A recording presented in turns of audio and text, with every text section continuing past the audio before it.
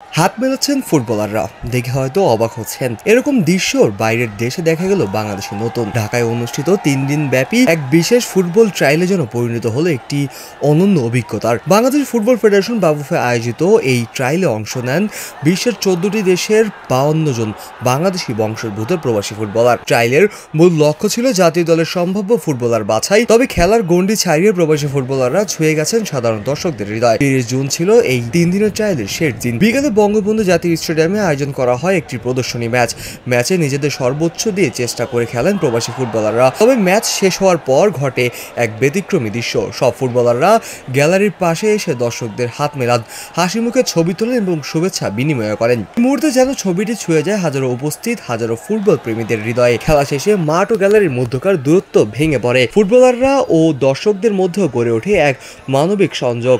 কেউ এগিয়ে এসে হাত মেলান, কেউ ক্যামেরা বের করে স্মৃতি ধারণ করেন। পুরো স্টেডিয়াম জুড়ে পড়ে যায় এক আনন্দঘন আবহ।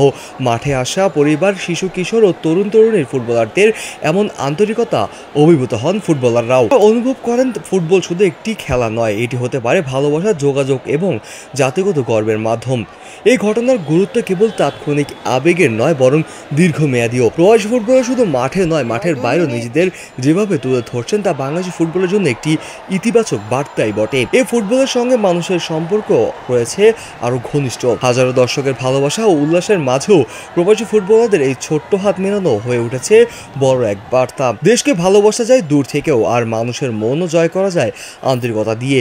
3 দিনের ট্রায়াল শেষের দিনে মুহূর্ত হয়তো সবচেয়ে বেশি প্রভাব ফেলেছে মানুষের মনে।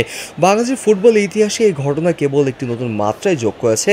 শুধু প্রতিভা নয়, আত্মীয়র সম্পর্কেও গড়ে তোলার জন্য যে ফুটবল একটি শক্তি তাই প্রমাণ করেছে। 52 জন প্রবাসী ফুটবলাররা তাদের হৃদয় দিয়ে বাংলাদেশকে যে ধারণ করেন সেটাই আজ প্রমাণ পেল।